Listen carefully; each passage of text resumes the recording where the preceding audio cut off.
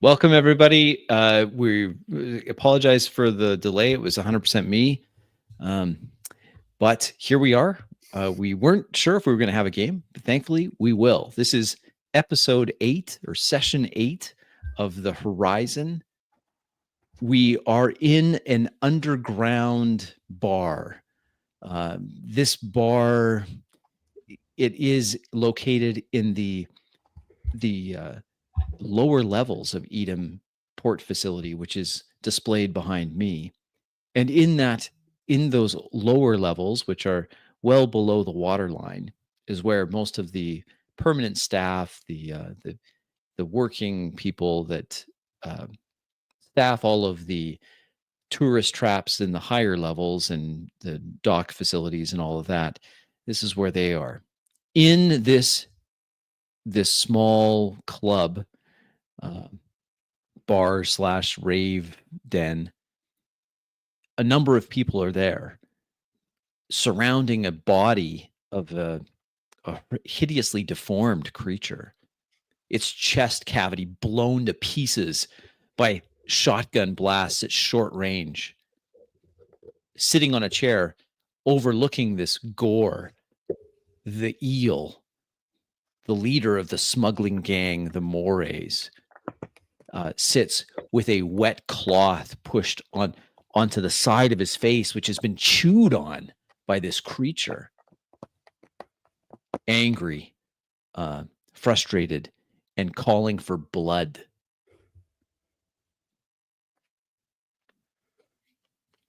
Covered in a black ichor. I open up, holding the door open that we finally got unlocked, letting the other smugglers or miscellaneous criminals that this eel employs in.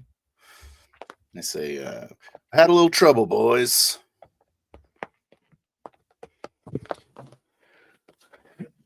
I'm taking my tobacco out. I'm leaning against the wet bar.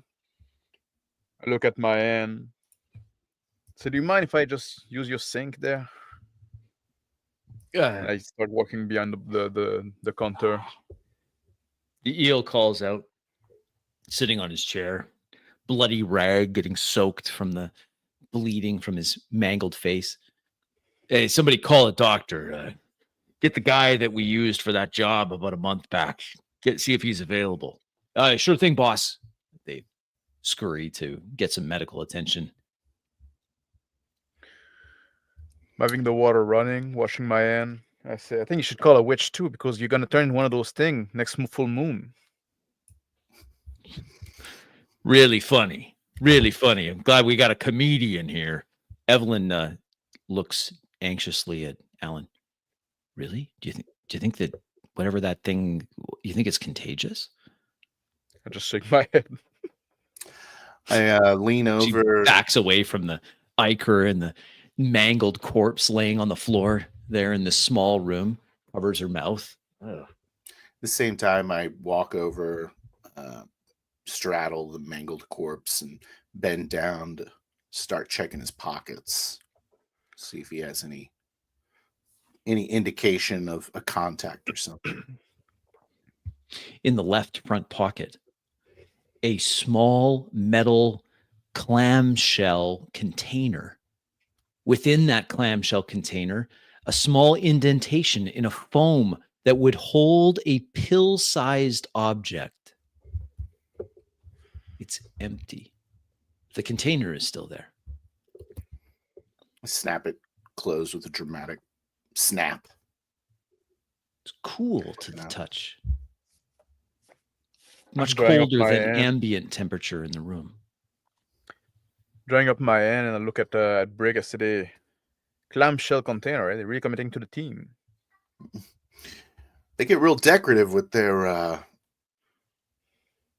pill holders. What? What are you talking about? I Eel says. Chuck it onto the table. It goes sliding towards him. He has a little bit of trouble with one eye. Depth perception's off, but he grabs the container. Wait a second. I've seen one of these before. calls out to his guys. Hey, what was the name of that job we did about 4 weeks ago? I can't think. My face is just burning. Calls out to one of his guys. I don't know, boss. I'll let me check. Runs off to the other room.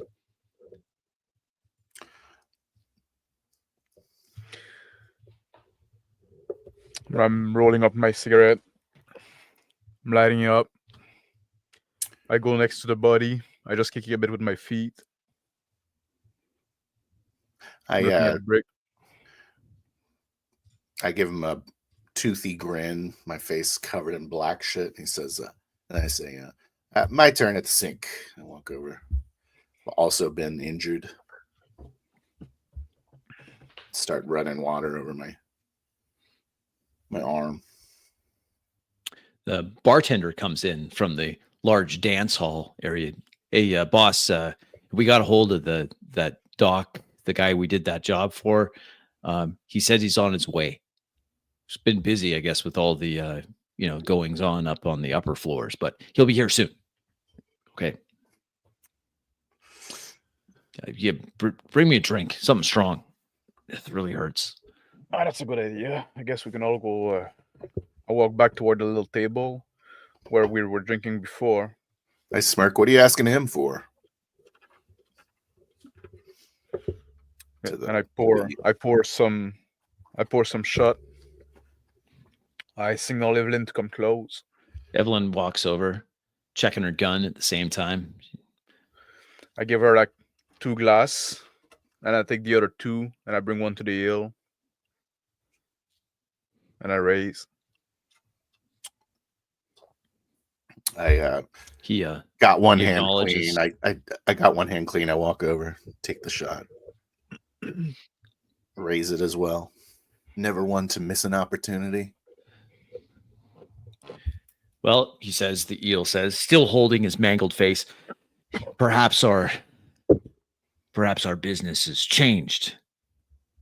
Maybe we're looking for some guys can take care of this nonsense. He slams the shot back. Evelyn follows suit and turns on her heels. I'm going to get my gun, the one that they took. She walks That's out. a good idea. Can you get mine as well, Evelyn? Yep. She gives you a thumbs up as she walks out the door. Cowboy hat goes back on. So you have like some of those guys like amongst your troop. Obviously. So, doctor, you said you're going to talk to a doctor? Yeah, we got a guy, Doctor, guy. Got a bit of an issue. I think he does plastic surgery for the tourists, but he needed some product brought in real quiet, like we're able to get it for him. He owes us. I like to have people owe me favors. You know what I mean, Brick? Yeah. I was just thinking about that. You know, how we saved your life and everything. Yeah. The business. I know. I guess that's our business model, huh, Alan? Save lives and hope we get paid after. It's a way to make me. It works so far. I don't know. I've noticed some people kind of try to shortchange you a little bit. Yeah, some people are not like as recognizant as we hope. Guy comes back, says, "Yeah, my hands dry." Hey, boss, one of our guys just picked up Dr. Penders. He's on his way. They should be here within maybe 20 minutes. So, right on. 20 minutes.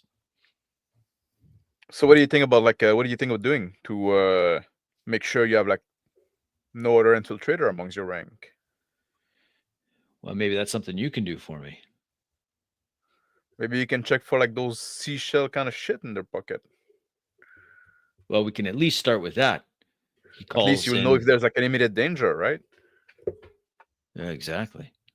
Then they have to like start keystering those things. Well, yeah, I've seen these before. These clamshell things. They're an exotic thing. Pretty sure they have some kind of internal power supply. They keep things cold. They're used for exotic medicines that have to be kept at a very specific temperature, I think. Brick, you think you can look into those? I walk over to the table, pick up the clamshell on the table, take a look at it, and say, "Oh, there's a refrigerant in this. I noticed it was cold." And not answering Alan's question as I'm already looking into it. Good roll your with Boone. Roll your engineering check. A success. I see there's a little seam in it, and I'm able to take a little panel off and say, "Oh, I see what they did here."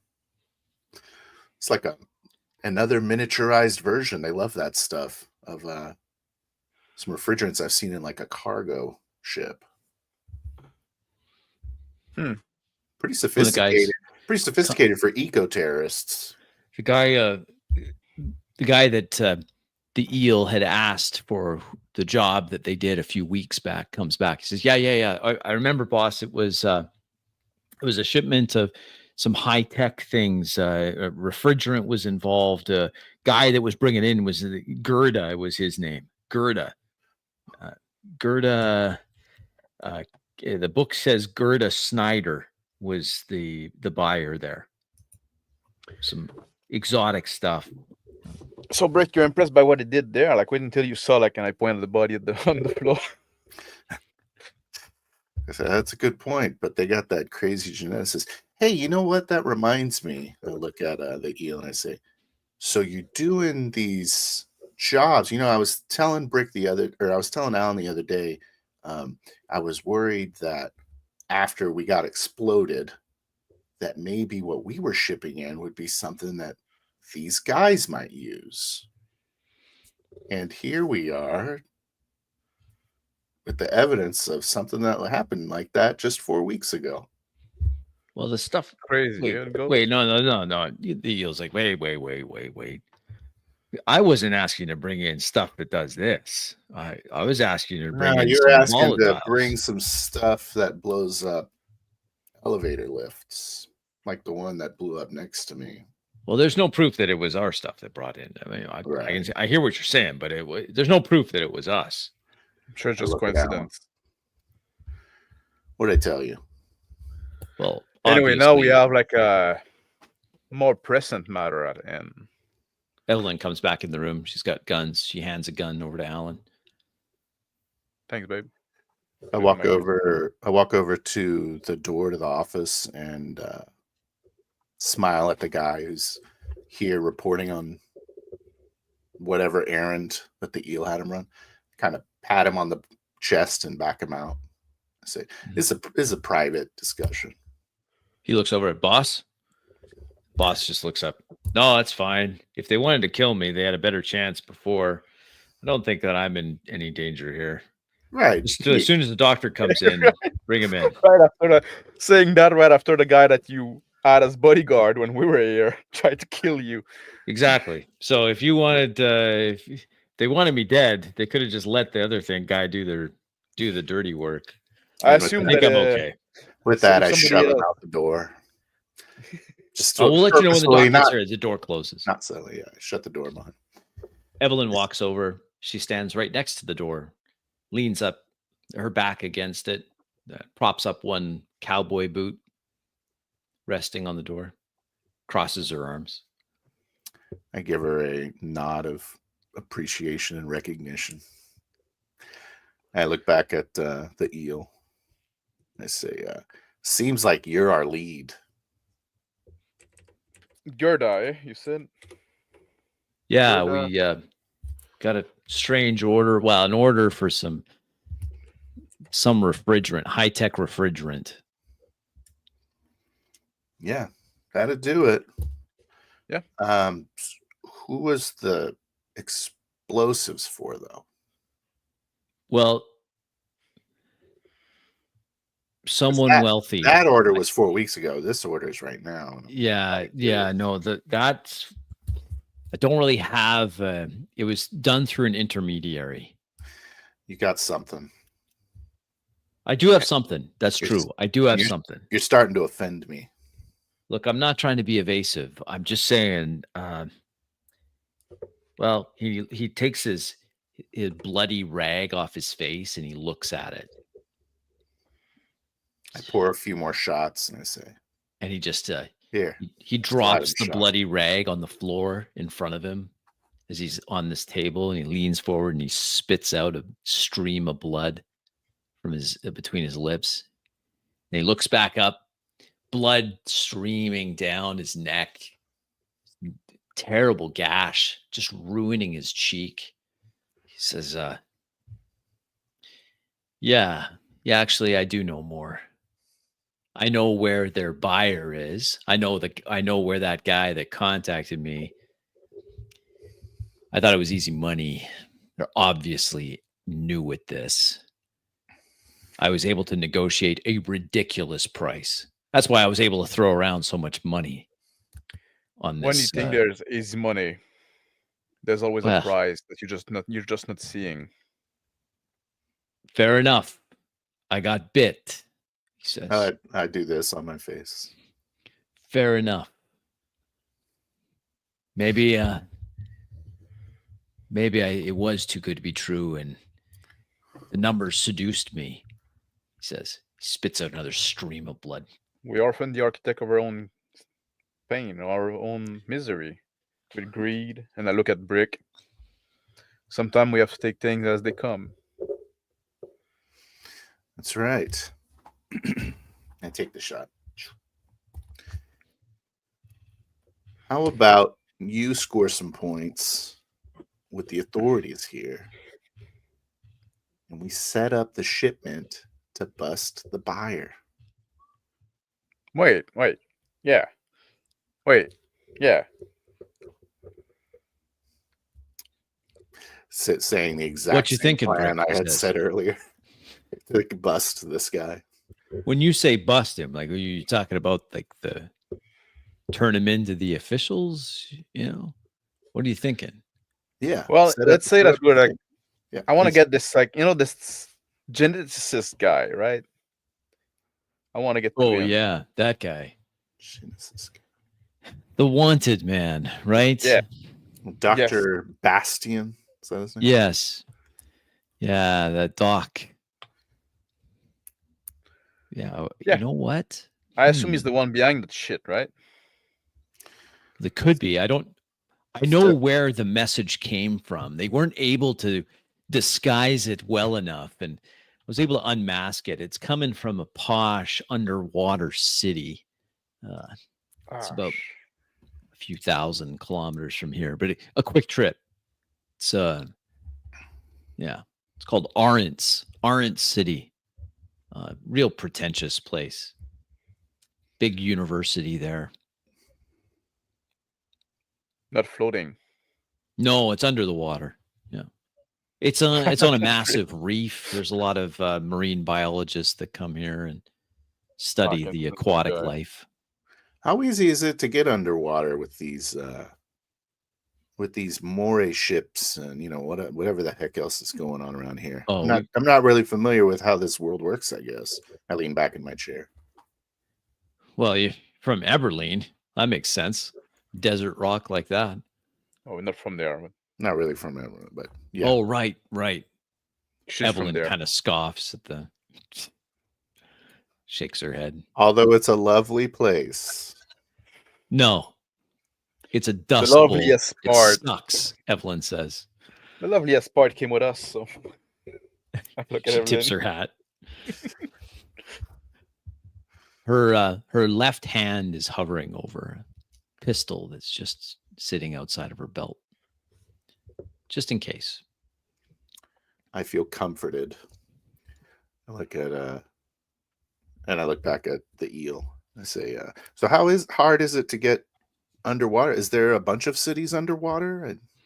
Not really. No, most are designed to either float or be above water, more for the tourist type. But Arens is an exception. It sits on a shelf. Like I said, lots of marine life. The people that come to study the fish and the other stuff, they go there. University. I grabbed a bottle of booze on the table. I shake it a bit, give it a little shake, look at people around, look over my shoulder Arin's, to Evelyn. she's fine. I Arin's, My glass. Orange Got Brick's City glass. is pretty posh. Hey, if you're repouring, my face is starting to go numb. I wouldn't mind another shot. He says, I extend. I lean over forward to fill in this shot. the benefits of the Dust Bowl. I raise my Yeah. glass. He goes to take Yeah. a I raise my drink. glass and said, "The loveliest part of Evelyn." I'm starting to just take. Evelyn is like, all right. The eel takes a shot, but he starts coughing. It's turning. Are you gonna die on it? Should we get you? Where's that Do doctor? you need help? You think there's poison in that? My face is feeling numb. Oh, he's got takes like his fingers. He kind of touches the mauled cheek. Some stringy fluid coming off of the blood. Is it I lean sticky on his forward. fingers? And I take a whiff of the wound. I'm scooting back a little bit. There's a knock on the door.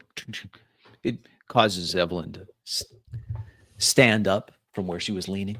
She looks over at Brick and Alan. Question on her eyes. I hope it's the doctor too. I look at her.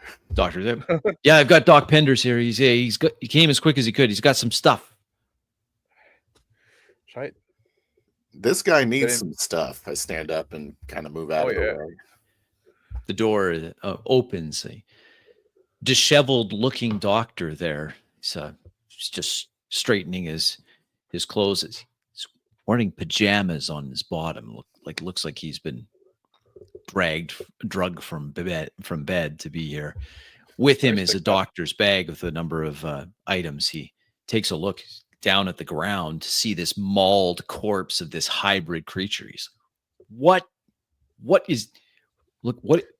looks like he's backing up until the guy next to him. Right there. I tell the doctor, I said, like, this guy's done. It's for the other guy that we were worried about.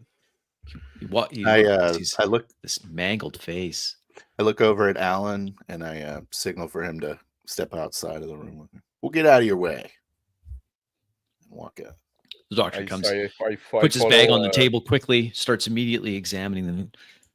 He starts calling for things. Hey, I need this. I need some new fresh cloth. I need some. Somebody bring me some water quick. I need some antiseptic. And he takes out a needle. He's like, hey, listen, I got to put you to sleep. You don't want to be awake for what I got to do here. Yeah. Hypodermic hits the side of the eel's neck and he goes limp. I grab the bottle in my glass and I follow Brick outside the room. Walk outside the room, watching this flurry of activity going in and out of the room. I say, walk over to the side away from the foot traffic, leaning on a nearby table. I say, so what do you think we should team with this guy then? I think it's our best lead, right? Yeah. Evelyn walks up to the same table, her eyes still on through the open door, watching as the doctor quickly goes to work on the face. He's administering some kind of cream and scanning it. Says something about an antitoxin. Maybe we should try to figure out. I'm sure, like, they know where this guy lived. Maybe we can go check his apartment. Some shit. There might be some lead there. Then there's those delivery and those jobs that they hired them already to do. Those will lead as well. We just have to pick the right one, right? And then you got people on the street. We can try to go with the cult. We can try to infiltrate the cult, maybe. Mm-hmm. That's also something can be done. Brick nods, standing at the table. He says, or I say, I think Gerda is probably the best lead so far. She seems like a sure. Getting strange refrigerants seems pretty specific. Yes, but I think this guy's apartment is probably the easiest lead. because Yeah, we won't have okay. any resistance there. So maybe it's worth going there first. I'm a little suspicious of it. The only reason is this has got to be like a suicide mission, right? This guy is You think so? he's walking in and Got to killing. be pretty committed to turn yourself into whatever that thing is. Evelyn says. You think that's permanent, or do you think they can turn back after? I don't know, but he's not trying to turn back after when he's taking on a criminal. Evelyn shudders a little head bit. of a criminal Heard his bones organization. crack as his flesh was torn apart when he It's kind transformed. of gross. It's hideous, she says. Ugh. I still think it'd be worth a look, right? Because that's also something we could do kind of right now. My point is, if he's like a suicide kind of kamikaze guy, then they may have booby trapped his apartment. But I'm just saying we should be cautious and aware of that potentiality, you know. Oh, I get you. I get your point. Because I'd be surprised. That's the first thing anyone would do is go see anyone with half a brain, but anyone with half a conspirators. brain wouldn't end up in that situation. Unless you're coerced. That's my point. He's here to die as well. Or Three men come into the pay off a debt. I don't know. 3 men walk in, carrying duffel bags. The duffel bags are deposited onto the bar and opened up. A bunch of hardware is laid out.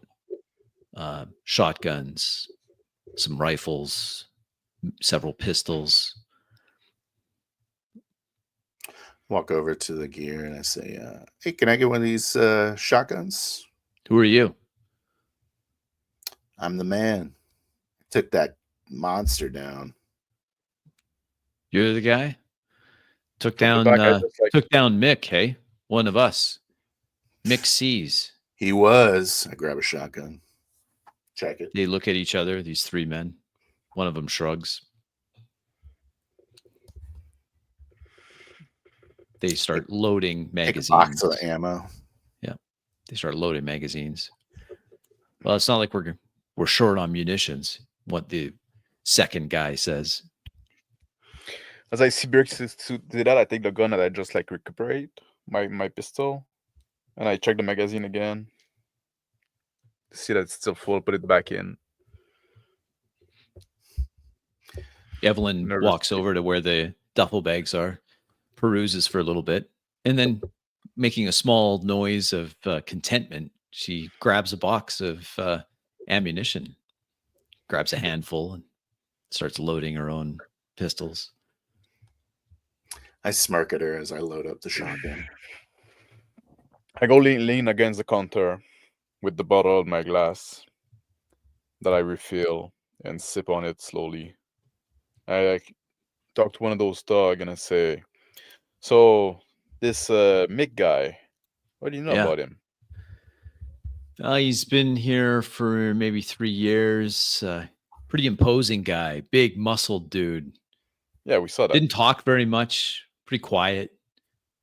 You ever catch him in a seaweed nightgown? Loading up the shotgun. No, I haven't seen that. One of the guys laughs. This guy was a bit fishy, right? You don't investigate a guy before? Oh no, we checked him out. Not much to him, really. Dock worker, got laid off, fighting. So, that's a vote in his favor. No family? Not that we could find. You know where he live? Yeah, of course. Not far from here, actually. Why don't we go check it out? See if he's got any. You guys got any men to spare? We can show us where he's at. Yeah, sure. Come with us. Oh, we can lead you over.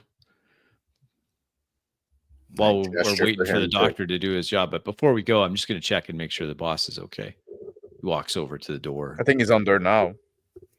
Doc has got a mask attached to his face. I kind of call out to him. I say, time's pretty important here. We don't need a whole parade. Why don't you just send one of your guys with us? The 3 of them look at each other. Hey, why don't you take him? So this guy here, he'll take you. His name's Hendrik. He'll take you. I turn over toward Evelyn. All right. You coming with us? Or you staying here? She looks in where the doctor continues to work on the unconscious eel. I don't know. Do you want me here in case he wakes up? Yeah, give me a call if something's happened. All right. You're we'll good? do. Yeah, I'm fine. She sits back in the chair. Kicks her cowboy boots up onto the table. I look at Alan, I look at her and I say, watch out for other hitmen, I guess. She smiles and then shows that she's got one of her guns already in her hand, just hiding it next to her. Yeah, stay out of trouble, girl. Yep. Just going to enjoy a I drink. start walking toward the door. Hendrik already at the door. I slide the rest of the bottle to her. She reaches forward, grabs the bottle. I look at the bottle, slide across, and I'm like, man, I just... Hendrik opens the door. Brick, you don't want to let her drink like the trash that they have here, right? Oh, I would never dream of that. I'd rather go thirsty, she says. All right. So what's your name? Follow Kendrick out the door. Hendrik is waiting there. So you're... He asks, what do I call you? I'm Alan. That's Brick. Alan? And you can call me Richard. Okay. I'll call you Richard. Hendrik, he's got a broad face. He turns on his heel, shoves a sawed-off shotgun off to over his back, and an overcoat on top of that. He starts walking he's briskly down the dark corridors of this underground maze of the Edenport facility. He doesn't live far. I slip my shotgun in the overalls, kind of hitching it to the belt underneath. It's not super concealed, but not terrible. Look over at Hendrik and I say, so you ever been approached by these seaweed freaks? No, I don't got time for them. I get paid well. Mores take care of their own. Not like I'm actually Mick. quite upset about this Mick guy. Guys didn't pay him well enough. Ungrateful, he says. You think they do that for money? It seemed to be very ideological, no? He says, I sure hope not, as he picks up the pace. Don't want to deal with those fanatics. Doesn't seem to make sense to me at all. I don't get it either. Me neither, Brick. What if I care about those fish? Want to turn yourself into one? I do. That's crazy. You want? Yeah. Hey, you seem to be... I have an eye on you now. You keep wanting to go underwater. I don't want to turn into a stupid fish. I just want to fillet him, maybe. Yeah. Tourists, Hendrik says. See, turns another corner. Yeah, it's just up here. There's an apartment complex up here, more of a flop house. It's where Mick stays. Yeah. You guys really didn't pay this guy that well, did you? Well, he got paid well. He must have had a habit. He opens walks up to the door. I step back a little bit, allowing Hendrik to open the door. Hendrik from potential booby traps. He opens the door, just flings it open, reveals a disheveled, messy interior. Not luck, eh? Ugh, what a slob. I call in. I say, hello, anyone home? Silence. I nod at Hendrik. I step in. Okay. Hendrik follows behind Richard. I follow behind as well. I look around. I walk to the fridge. I open it. Look inside. Some half-eaten takeout boxes there. A few bottles of cheap beer. A few like ketchup. Some spoiled mayonnaise. I sniff the air. Some kind of weird smell in here. I'm walking around, looking at the mess in here. I grab On the the, box of leftover, and I open it, and I take a whiff inside. it reeks. I don't know what that guy was doing. Boy, it doesn't look like he's been here for a while, Hendrik says as he looks around. Yeah, it's got a real stale feel to it. Like an old hotel room. Hendrik walks over to the small bedroom just off the main room, which serves as living room and his kitchen. Opens the door. Like, oh, man. Takes a few steps back. I walk reeks in there. Walk over to his substandard computer console. Start typing into it. Try to pull up some messages. Roll. Break through his rudimentary system. Surprisingly secure for a shithole. Look over it. Has a more complex algorithm running on it. The small computer terminal flashes and then starts smoking. Oh shit, Brick. Guys, something might be happening here. I step away from the terminal. There's an audible pop as capacitors within the computer burst. The smoke billows out of it and then peters off, adding to the aromatic nature of the apartment, the smell of burning plastic. Hendrik, shit, man. It's like, man, what is this? He goes back into the bedroom and then, Rick, Richard, you may want to come look at this, he says. He's got his shotgun out. Head toward the bedroom. On the bed.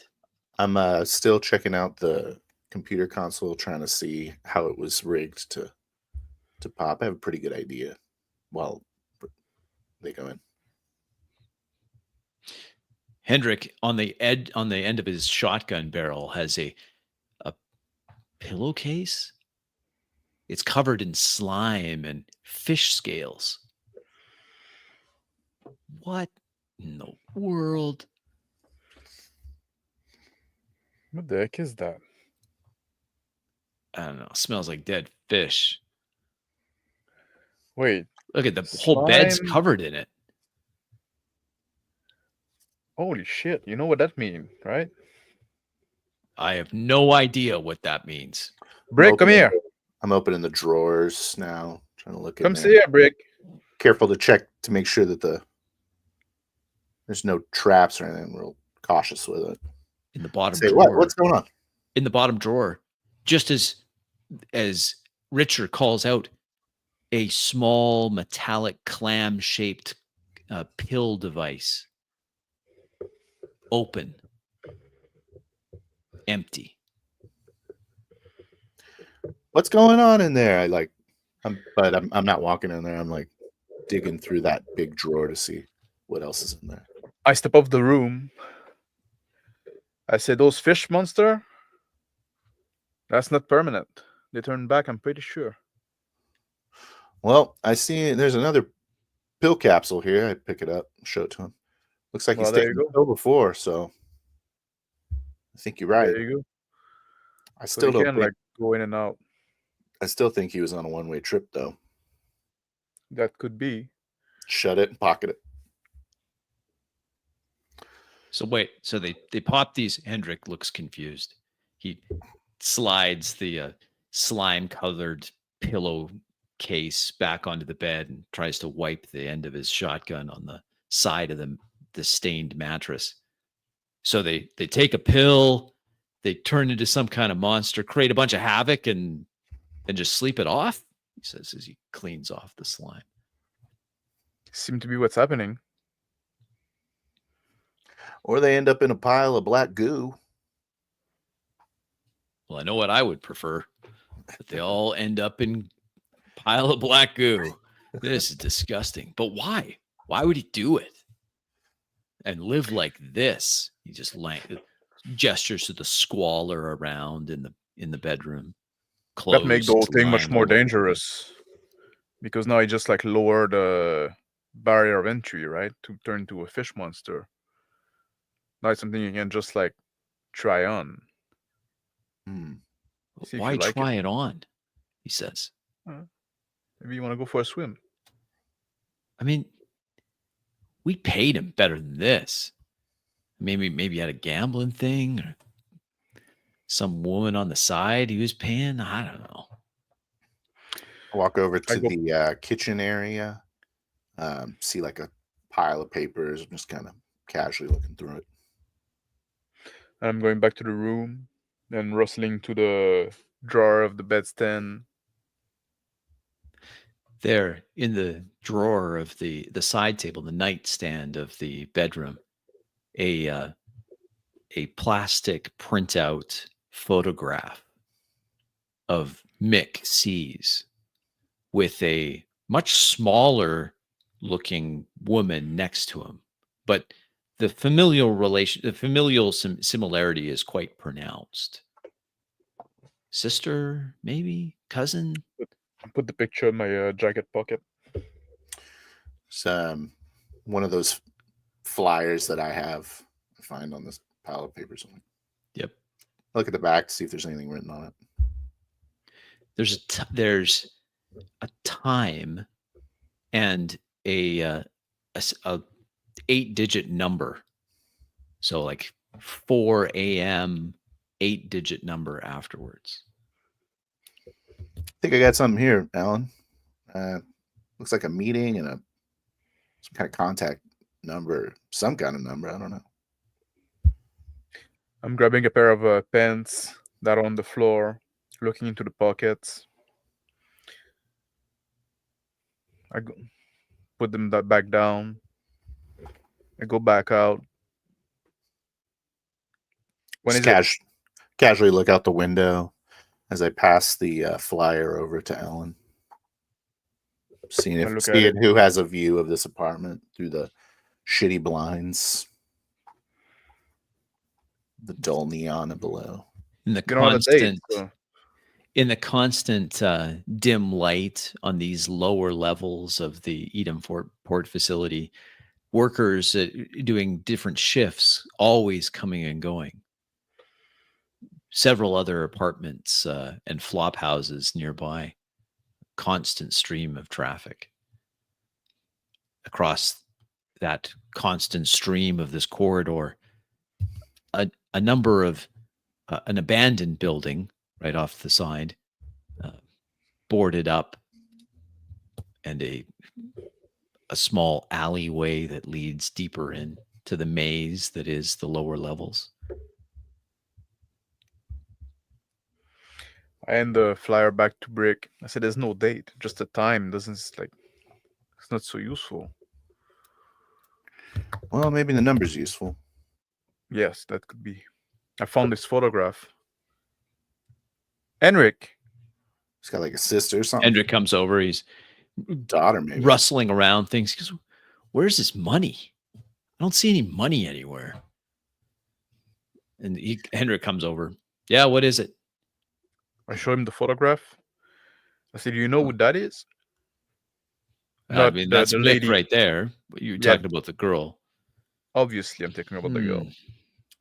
She looks familiar to me. I mumble, they don't send their brightest sometimes.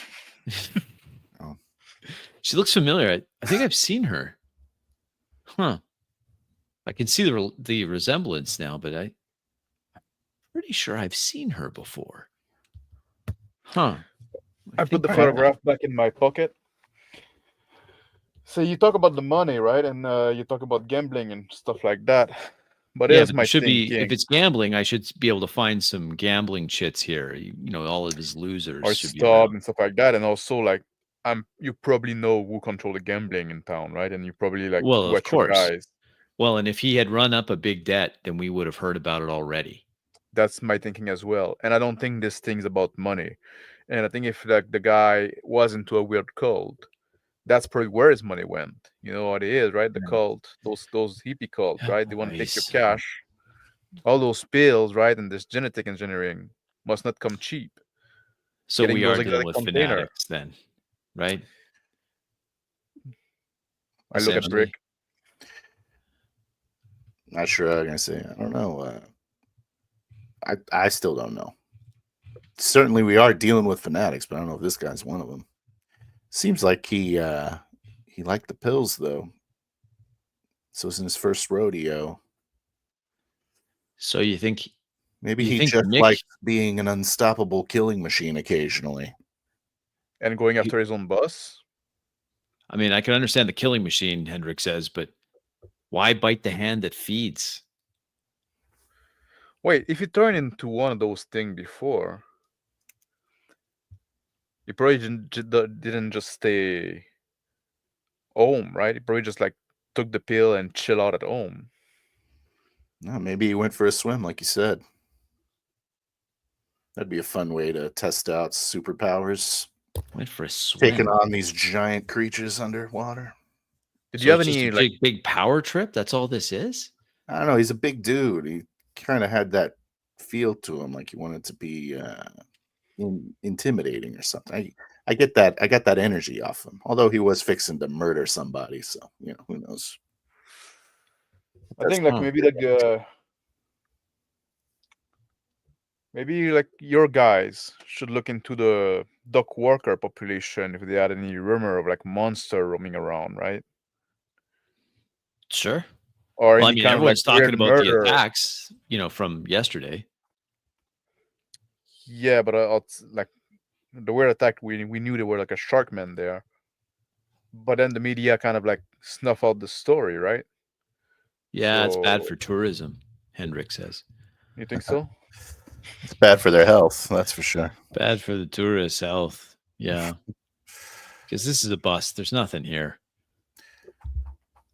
Yeah, okay. Well, I wouldn't say there's nothing. Oh, right. You got that. What? The flyer? Just go talk to the dock workers, Hendrik. We appreciate you. Anyway, you guys find your way back. Yeah, we'll figure it out. Yeah, we'll figure it out. Thank Hendrik, you. I look at Alan. I'm like, shake my hand.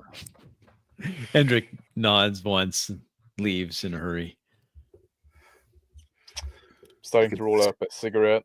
Could see why he turned to a life of crime. It's probably his best prospect. Yeah. Give me He's one of all about those if you criminal. don't mind. I don't really want to smell this place anymore. But I think we're All right. good here. Because I finished rolling it, I end up to brick. I start rolling one for myself. Yeah, I think it doesn't look like we're gonna find anything else. Oh wait, you think there's something you can salvage from that computer? If you bring it, like the hard drive, back on the ship or some shit, the memory. Well, if it's a good trap, then maybe, but who knows? I guess it'd be pointless to have a trap that doesn't destroy memory, right? I agree, but they don't got me. So I pull the hard case sleeve off of the tower. A little puff of smoke escapes the case as it's removed. Reeks of burned plastic and electronics. That's probably not healthy. Did the so I told my cigarette. Did the fish guy Mick, right? Did he add like a? And I took off my pocket computer. There one of those on his. Put it back in my pocket. All he had was that stupid shell, so he knew what he was doing. Any kind of stuff he carries around every day is probably somewhere around here, wherever the hell he was actually sleeping. I don't think he was here for a while. Look around.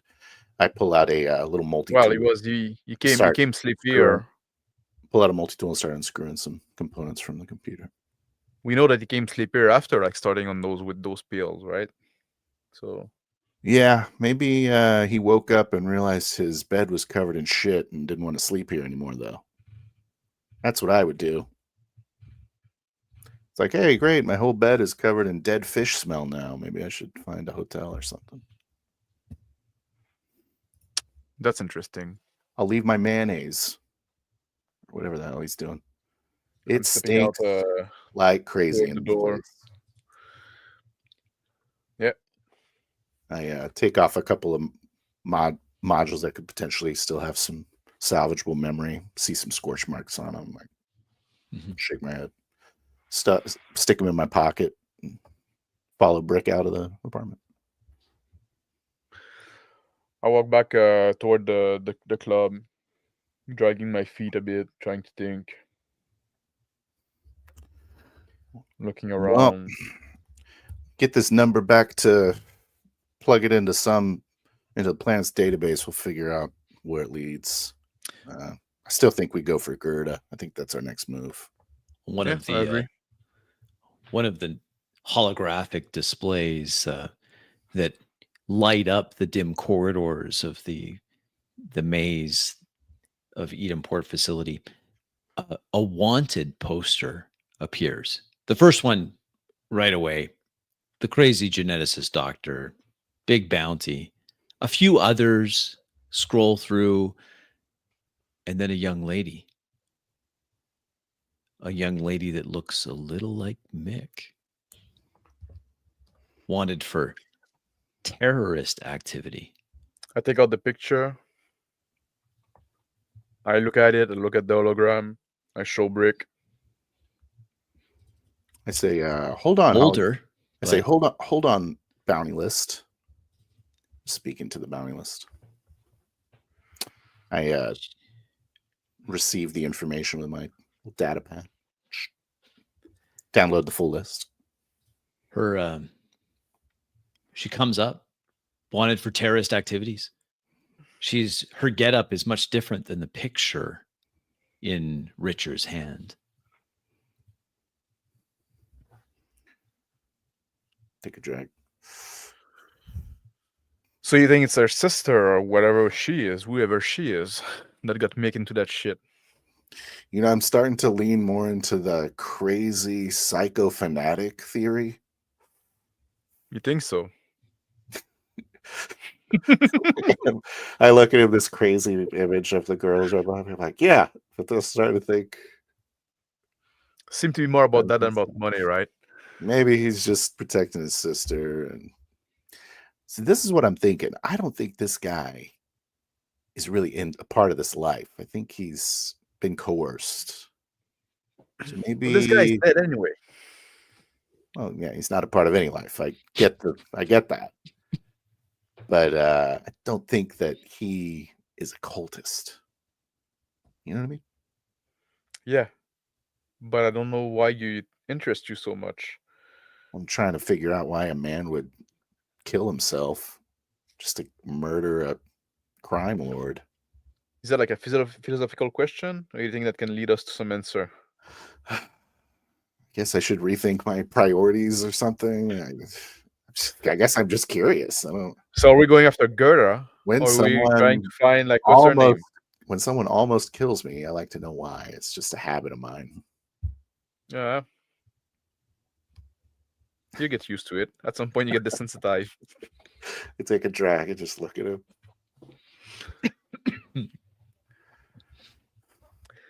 Okay. So what do you think now? Gerda or this chick?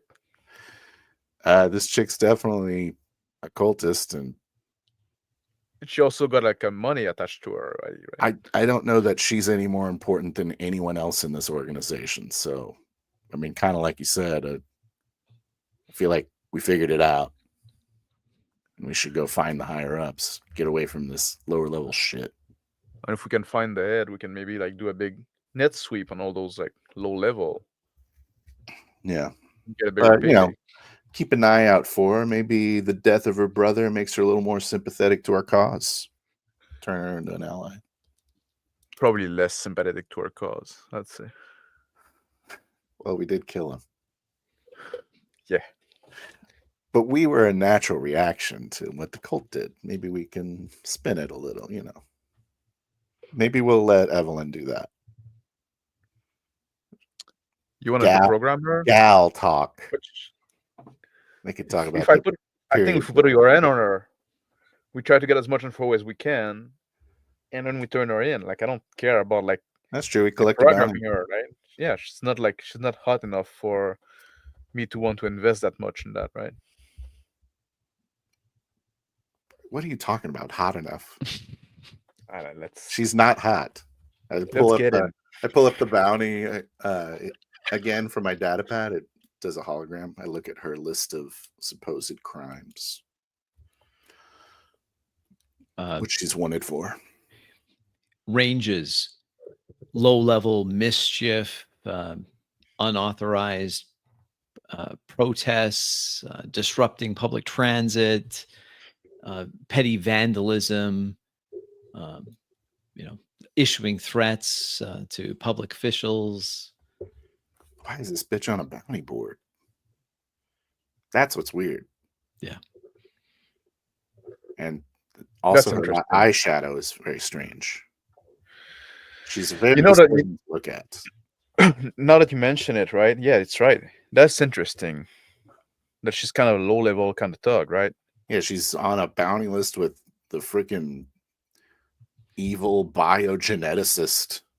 You know, it's How much are they offering for her? And I lean over to the data pad, to the hologram. $250,000. it's not even bad at all No, it's a lot of. It's quite a lot of money for for a protester. for somebody that's just like. She must know something. That's got to be it. They're trying to flip her. Let's see what the doctor has to say, and maybe we can ask him to look at this other guy too. I don't know. Just follow His reaction. He doesn't know much. Start walking back towards the club, wordlessly agreeing. Push the door open. The Get club has obviously enhanced security, along with a sandwich board that's set up saying closed until further notice. They I go to push the door, and I knock. Tuck, tuck, tuck. Inside, another 4 men have arrived. There's about 7 now, all checking weapons, making sure everything is good to go, getting ready for something. Open up, Salan. Door opens. Evelyn's there, looking a little more nervous. She's no longer sitting down, but has put her back against the wall. Clear line to the door in case she had to bolt. I nod at her. She nods back. She's got I her look at one cowboy of hat the- on.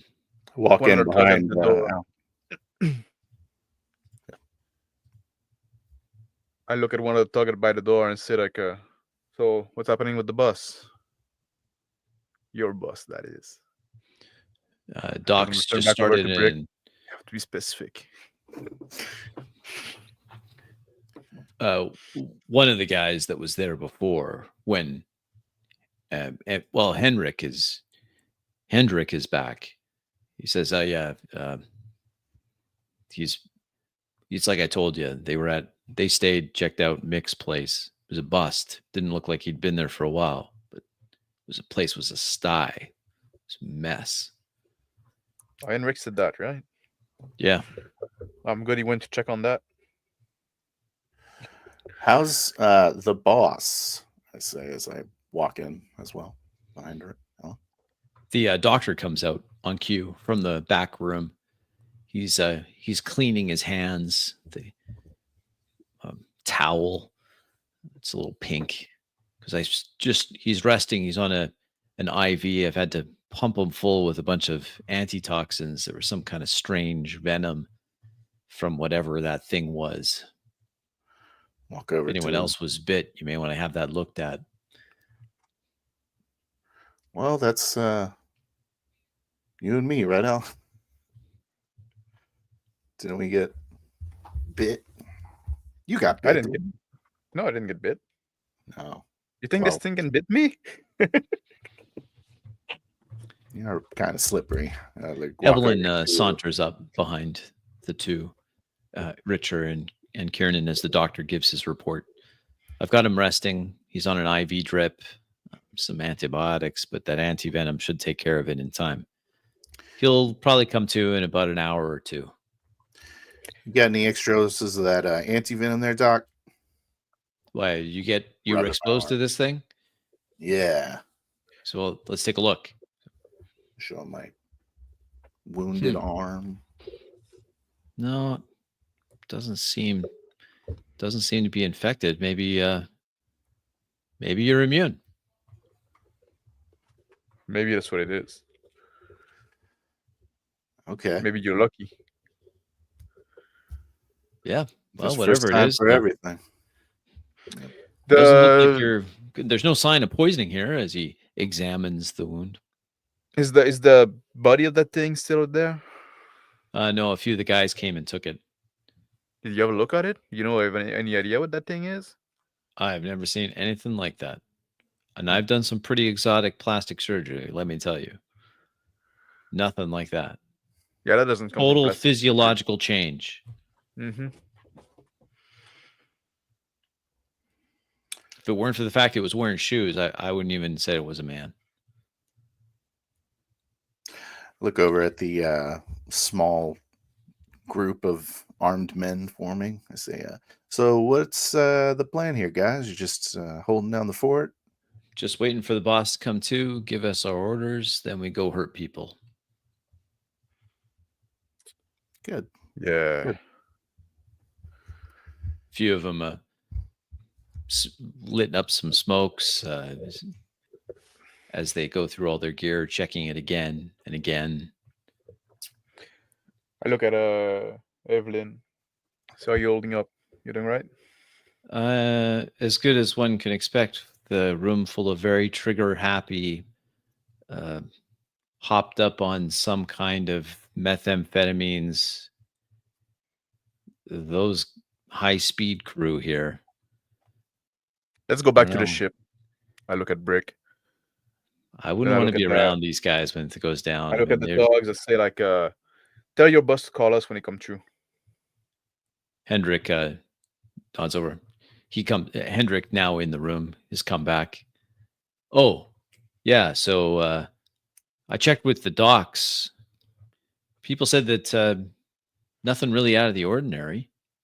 There's been a few unexplained absences, but they always come back, say that they were just ill or something. So they're not disappearance, it's just tardiness. Probably just, well, the story is they're just sleeping off benders. But it's enough that the supervisors that we pay off to look the other way when we have shipments coming in. They're complaining. See, that's what happened when you crack down to all like the entertainment, right? You fucking put water in the booze and people get bored and turn themselves to fish. It's too much water. Yeah, that's right. Yeah, it's our watered down booze that makes this. It's very common. Yeah. Sure, they all kind of laugh. So they pass around a few shot glasses, start checking their weapons again. Evelyn's like, I don't know, guys. She heads towards the door. I look at all the shot glasses and I look at Evelyn. I'm like, have you been sharing? Accusatory. She's like a very small shake of her head. Look at these guys. Let's get out of here. Yeah, let's get out of here. You guys. I look at someone that's not Hendrik and I say, hey, make sure that the eel contacts us. All right. Yeah, they nod. When he comes through. Goes back to when he's checking an automatic shotgun again, looking through it. Turn toward the door. Step out into the night air.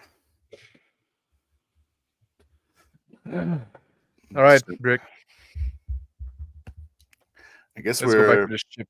Let's go have a think about that. Yeah.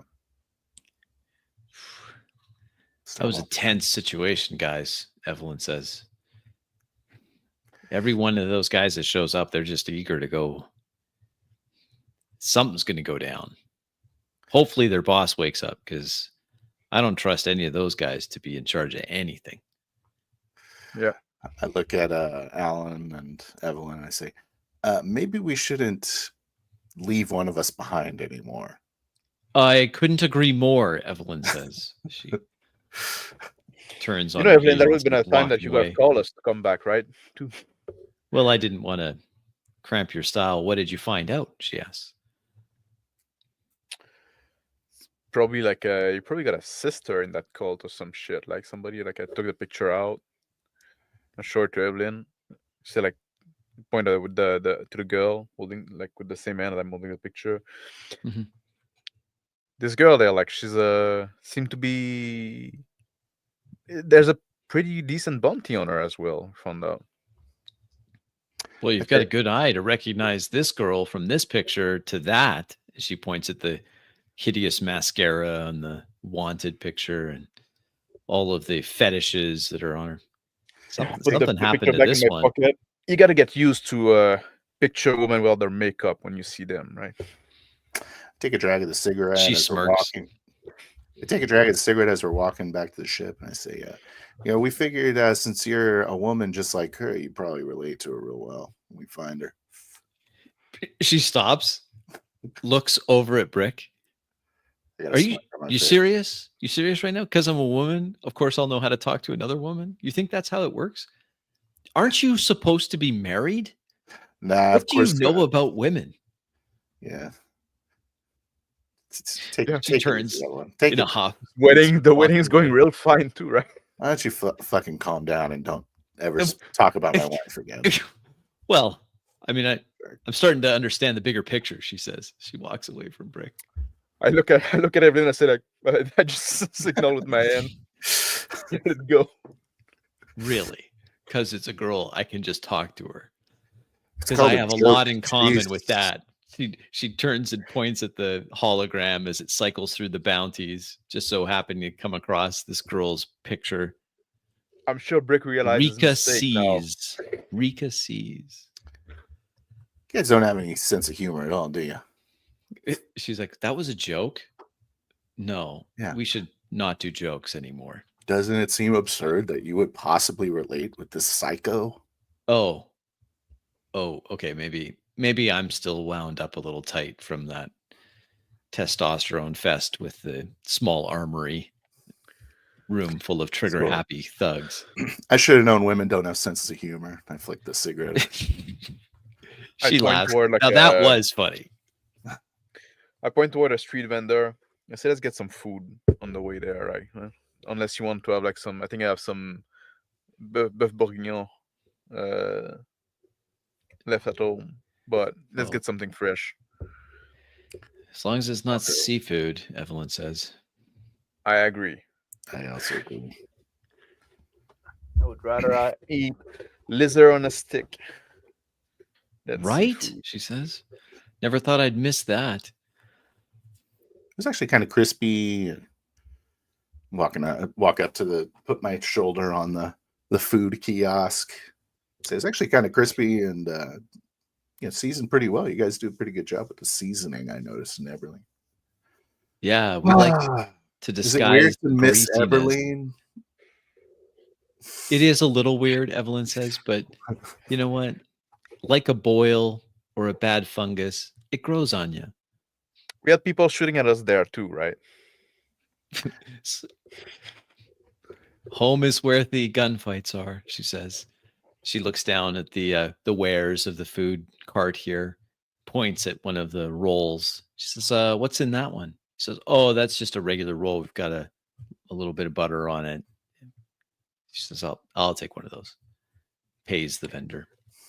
Yeah, give me something with some meat, something that lived on the land.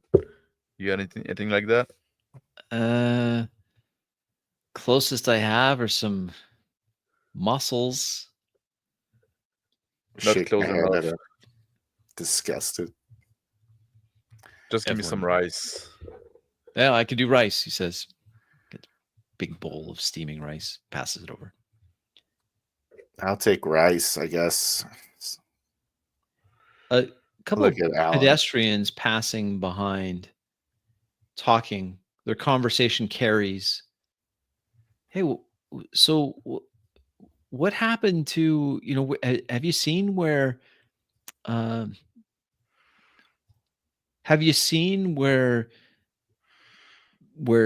Moss has been? I haven't seen Moss in a while. I mean, is he sick? Like, where is he? I don't know. I mean, he's here and then he's gone for a few days and then he's back and then he's gone for a few days. I don't know. I'm worried about him as they walk and turn the corner, continuing on. I muttered to Alan, who names themselves Moss? Oh, it's a cultural thing, Evelyn says, as she tucks into the bun. This ain't too bad. Grabbing some of the stuff in my mouth with some of the rice. It's gonna fill a hole, I guess. Should we talk to those? Try to catch up with those guys? Nah, just fucking let's go to the ship, man.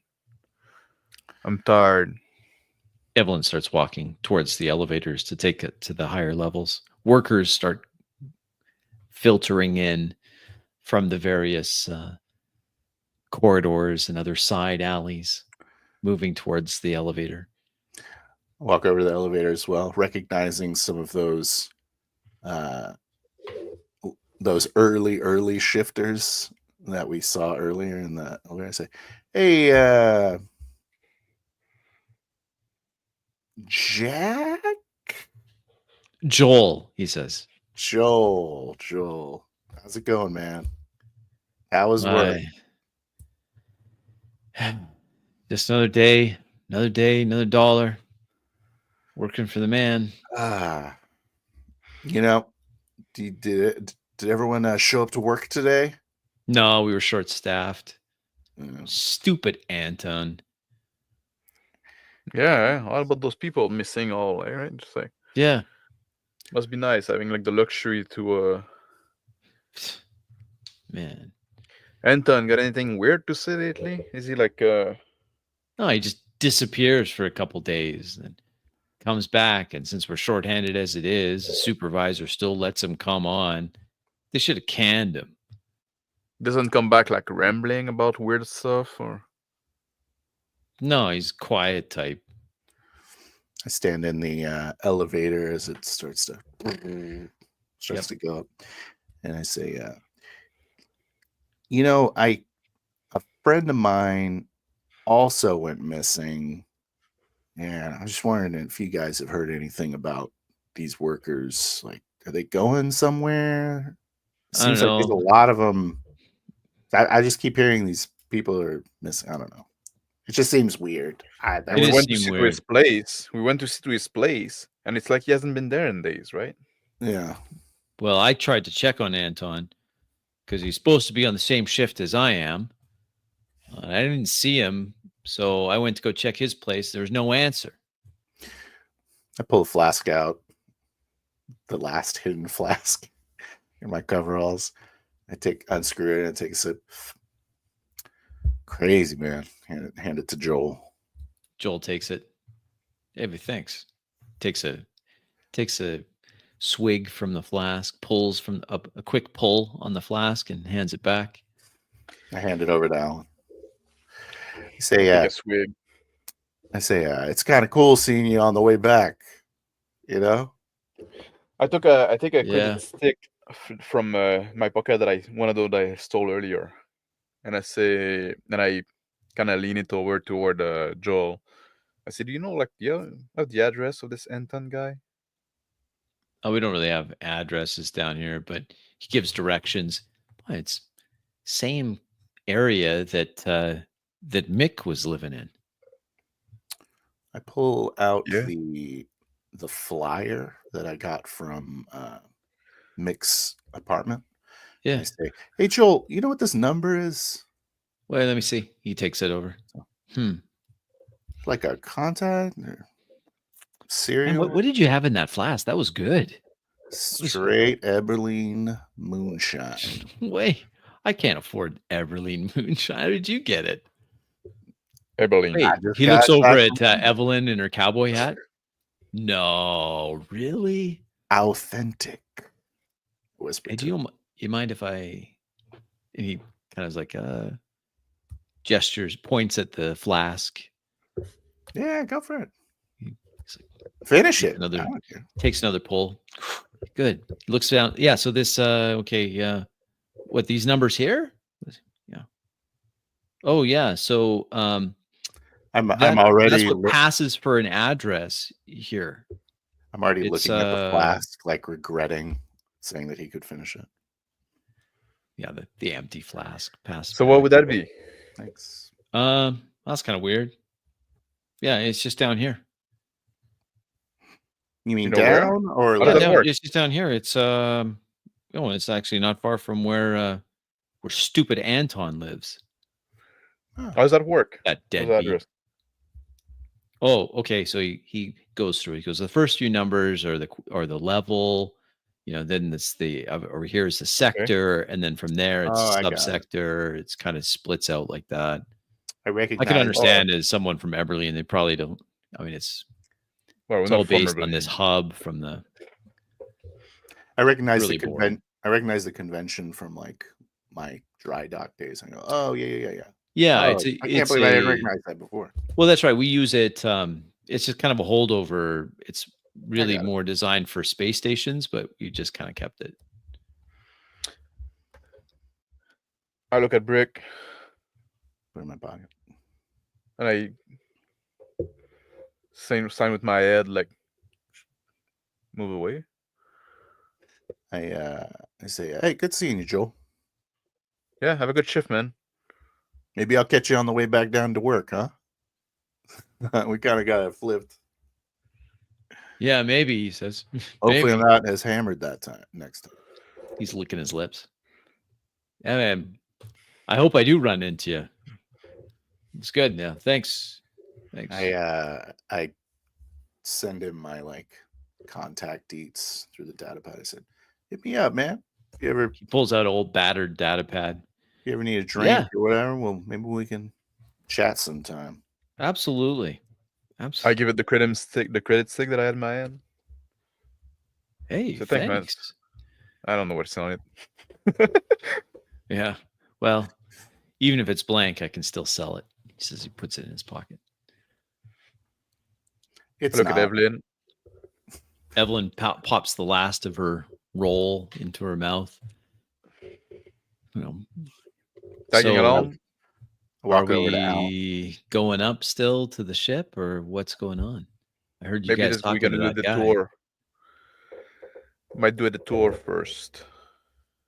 We need to go check on the tour. We need to go check on a sick employee. Sick. We're checking on truant employees now. I say. I thought we were going to go check out this Gerda, the refrigerant person. Yeah, but we are now. So okay. Waiting break. I'm eating mouthfuls of this rice, trying to get it down as quick as I can now. I say, there's like a number that we got from that fish dude's house, and we got an address, so we're gonna go check it out. Oh, okay. Well, good. Yeah. That sounds promising, she says. What do you think? Anton first? They're all in the same sector, right? They all live like around one another. So let's go see Anton first. I guess. Because if we like, I don't want to find two of those guys together, right? You get what I mean? Yeah, maybe he might have one of those pills too. So. Mm-hmm. But maybe you're gonna find like the same kind of apartment that we find for Mick. Yeah, all right. I get it. That I finished the last of my rice as the elevator stops. Pull up the I turn around and I turn around and I move toward like the direction that Joel gave us.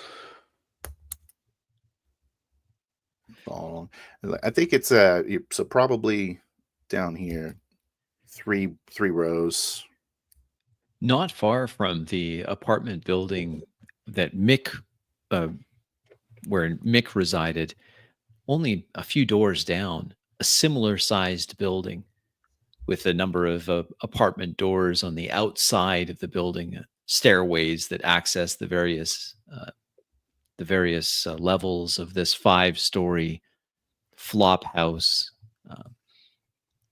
The address indicates the Anton 3rd level over onto the side. This rickety stairwell leads up from the side of the building to that third level where about 5 apartment doors face the street. I look around as we're walking towards that building and kind of get a feel for, see if there's anyone walking around, try to get an idea of how destitute they are. Similar to Joel, most wearing simple uniforms, a few slightly upscale uniforms, but still mostly workers, a lot of dock workers. Man, they don't pay these dock workers shit. I climb the stair. I go to the door. I try to peek through the little window. A curtain Start. obscures the view. Inside, only the faintest lights on a few small appliances penetrate the darkness. I try the handle. It's Handle. slimy. I grab my jacket. I put like my hand in my jacket pocket and use it as a glove, and I turn the handle. Evelyn Yeah. follows up behind. I look at it, noticing it's slimy. I'm like, oh, that's not a good sign. I The nod. door Pull the shotgun out. opens. The dim light of the walkway on the elevated third-story catwalk. I turn toward Brick and say, like, I guess they have I Trust Society, right? They don't lock their door. Not locked. Inside, a very sparse apartment. I take my guns Very out. little there. I mumble, yeah, high trust society that has a bunch of terrorism and it blows up elevators. Something else. Well, nowhere's perfect. Evelyn immediately comments, Alan, what have I told you? I bought you soap. I just chuckle. I just smell Walk myself. It's pungent inside the apartment. That's you know how they say you don't forget smells? Seems pretty familiar. Walking in. Yeah. Sitting in the small kitchenette of this 1-bedroom, 1-bathroom apartment, just very small, like a studio, an ashtray with the remnants of a cigarette still smoldering. Pointed out to Brick. I look I at go it like and this. stop. I nod and I keep the shotgun lifted up, showing them that I'm ready. Falling Evelyn out. picks up on the cue. A gun appears in her hand.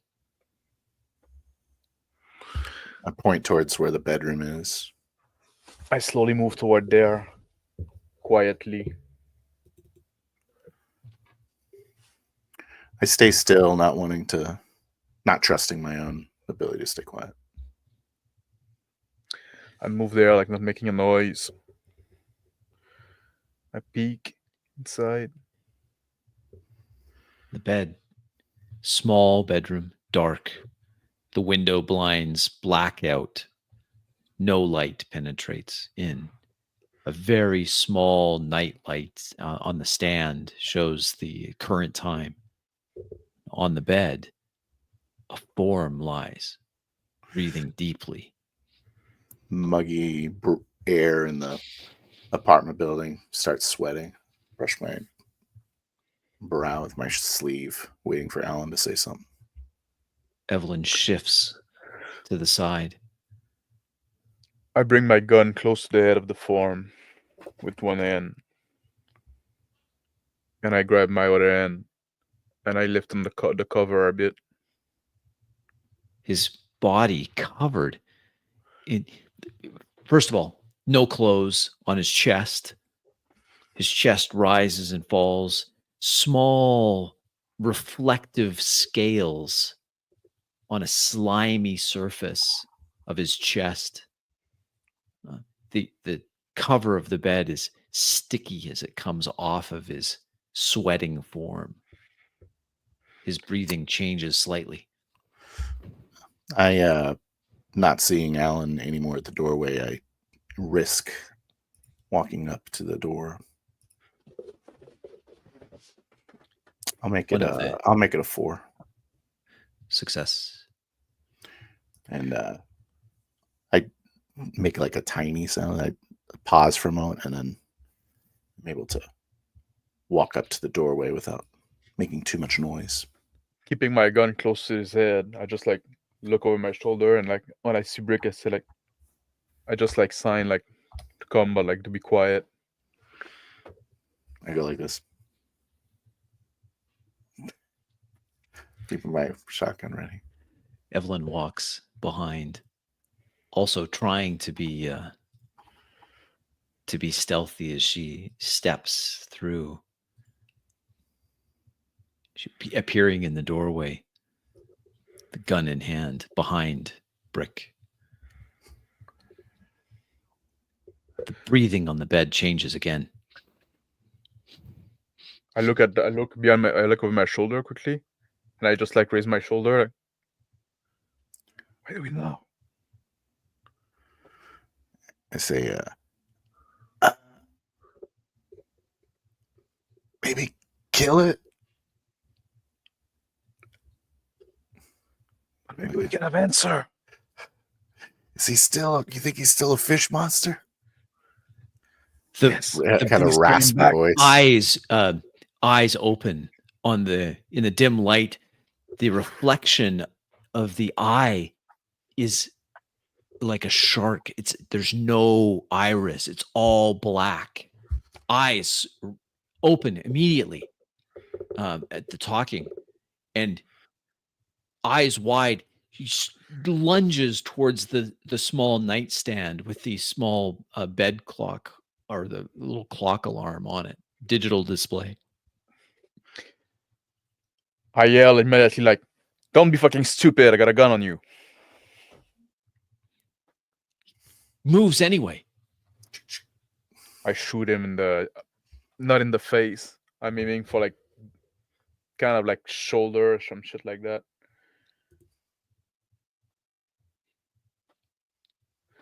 I miss. I hit like the floorboard. Part of the floor explodes up in dust. I said, next one is for your fucking face. He reaches scrambles for the nightstand, falls off the bed, pulling the drawer of the nightstand out as he does so. The slimy hand. I move into the room, cocking my shotgun audibly, and I train it on him. I say, "Don't fucking move." He's there, face down on the ground, his back covered with slime and scales. Under his body, he's got something. The drawer of the nightstand. I go to kick him, give him a kick, and trying to get him off the nightstand. And I'm gonna make that a 5. Success. So I give him a kick with my heel, trying to roll over. Air leaves his lungs. And then I go to grab the nightstand.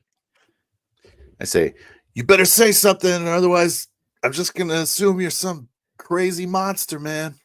He turns around as he's being wrestled off the nightstand. He turns his head around. Clasped in his teeth is a glowing blue pill. He smiles and crunches down on the pill. Evelyn screams when she sees the pill again.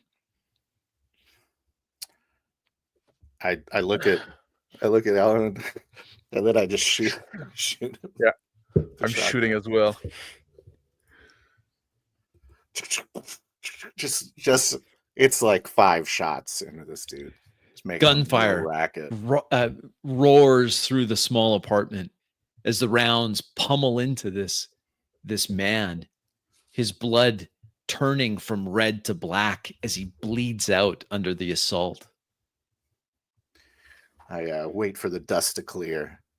See, Evelyn comes around, survey the damage. She's like, "What was that?" So this is what I'm talking about, Alan. He just fucking he's going suicide on us. Yeah, What are you but now doing also up like here? that confirm that they can go back and forth, right? This pill kind of like it would have been nice to know how long those pills last. How many of these guys, how many pills do they have? Evelyn looks around underneath where the nightstand was knocked over and the drawer pulled out. Capsules. Small clam-shaped metallic capsules. As I see that, I go there, I go grab one, I open the capsule. There's still a pill in it. A pill still resides in the cool I look at interior. Brick. I think you should try it one on so we can have some information. Evelyn looks at Brick. I say, Don't you dare, she says. Don't even joke about that. I know a guy named Hendrik who might do it. Yeah, put the shotgun in my. That could be it. Yeah, maybe one of those guys could. We find a room where they can be locked for their safety and ours, and we see how long the pills last, and then they can tell us how it felt. Well, you just check the nightstand. I'm gonna go see if his computer is booby trapped too. Well, there's a bunch of like those there. people there. Also, Evelyn hopefully, bends down, starts gathering up the containers, checking each one to see how many pills there are. There are 4 pills and 6 empty containers. I say, hopefully, the cops aren't going to be here any minute. I don't know if they can even come down here. I don't know what somebody with that amount of gunfire, even if they're corrupt, someone's going to report that. You want to go check the door? Oh, thank you, our resident Aberdeen expert over here. Well, I mean, I'm talking. If there's a gun, it may not be right away, but there's definitely going to be someone coming to check this out. Oh yeah. I mean, how many rounds did you shoot? And it might not be the cops, right? That's the thing as well. We don't even know if somebody coming up, it might be one of those guys. Well, I'm checking the computer. I walk out. Evelyn, you want to check the door? She gathers up the containers and then, yeah, I'll check the door. She walks over to the door, parts the greasy blind to look out onto the street, and then she says, "Oh my God." What is What's it? up? You don't just say, "Oh my God." Yeah, you have to follow that with something. She's just staring outside, her hand twitching as it reaches for the gun on her hip. Oh, fuck's sake. I go to the window where she's looking from, and I open the curtain and I look. Down the street, the abandoned building across from Mick's apartment, boarded up. There are screams and people fleeing from the building or from in front of that building as a massive creature smashes its way out of the boarded up building. It's covered in water as it emerges from the boarded up building and then sprints down the walkway towards the tenement where you currently are. The creature, as it emerges into the street, is looks like this. And I just go, "Oh my God." Evelyn looks over at you. I'm over at the computer. I'm like, what the fuck's going on out there? We're going to have company, it looks like. Jeez. How did they know? How did they know? Maybe they don't know we're here, Evelyn says. Well, they probably heard the fucking gunshot. It's just fucking across the street. Oh, and they know the Shenton guy is on and that shit, right? I no longer taking time to access the computer. I'm just gonna go straight for the hard drive. So I'm gonna inspect physically this case, make sure there's no physical trap on, or try to spot that physical trap, see if there is one. Roll engineering.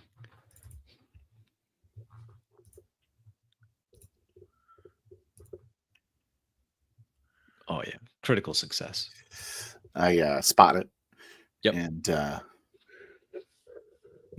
I pull out my multi-tool and use my little wire clippers to snip it, and then pull it a little bit more. See another one that's hidden a little bit more. snip that one, and pull the sleeve off. Noting the charges in the case, I set it down and go to work on getting those hard drives out. I'm keeping an eye on this monster on the street coming toward us and like on brick. I see, man, we're fighting that shit or we're fucking running away? We better decide soon, Evelyn says as she checks her pistol. I wish we had something bigger. Stopping, skidding to a halt in front of the apartment building, Anton's building. The creature leaps from ground floor to second floor railing on the outside catwalk of the facade of the building, pulling itself up, then leaps again, its claws grasping on the third floor catwalk as it pulls itself up. Brick, we kind of need a shotgun here. I take the 2 hard drives out and I say, okay. I'm coming. Aware of the urgency. I have my gun in hand. I'm sticking a step away from the door. I'm pulling Evelyn back too. Evelyn my stumbles back into the small kitchenette, takes a position of cover behind the plastic countertop where the ashtray still has a smoldering cigarette. She levels her pistol over the steadying it over top of the countertop, pointing it at the door. My eyes go wide and realizing that something's about to happen right now. And I stash the hard drives in my pocket, pull the shotgun up, and walk over into the door opening for the bedroom, train the shotgun wherever Evelyn is pointing her gun. She's pointing at the exterior door of the apartment building. Richard. Heavy footfalls. Something very heavy is walking on that catwalk towards the door, the apartment door for Anton. I'm just getting ready with my gun. I'm aiming at the door for as soon as this door opens. The door does not open.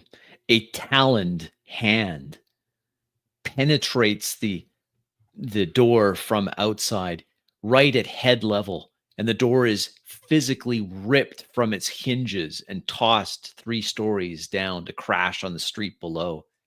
Silhouetted now in the door, a massive hybrid shark.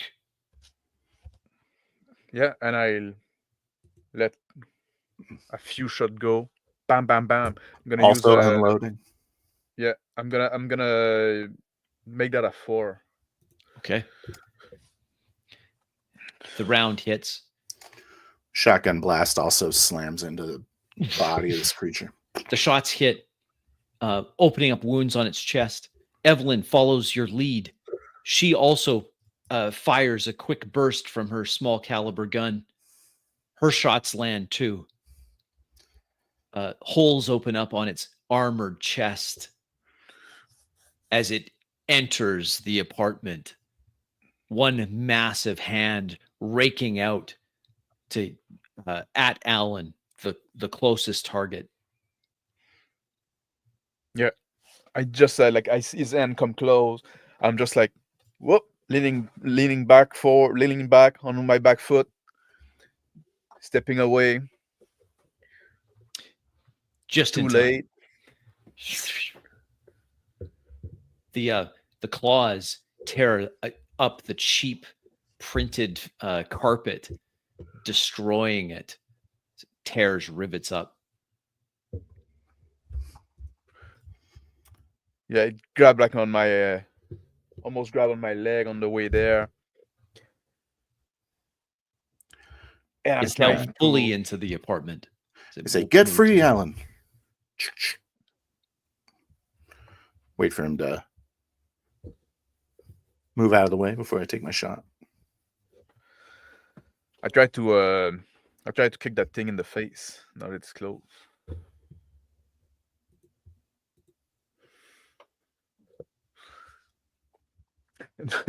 So just like my tibia getting like right there on that side of the neck, huge neck. Knocks it. The thing is heavy. There's a massive weight advantage on even the muscled Alan Richer. See, crashes a little bit in, crumpling the small refrigerator. A hideous smell issues from the refrigerators, rotten food, just sitting there, wafts out. Evelyn gags. I elect instead to charge at the shark, slam, pulling out my wrench, slamming it into the back of his head.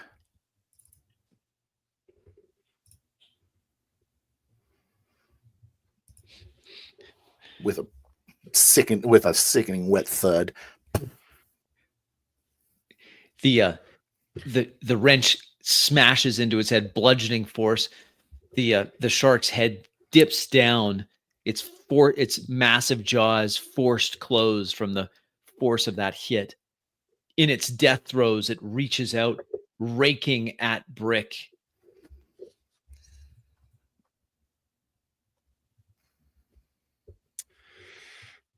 But it's disoriented. And its claws, as big as it is, it's at a disadvantage within the confines of a small studio. Pieces of flimsy kitchen cupboard get ripped off the wall and scattered across the room.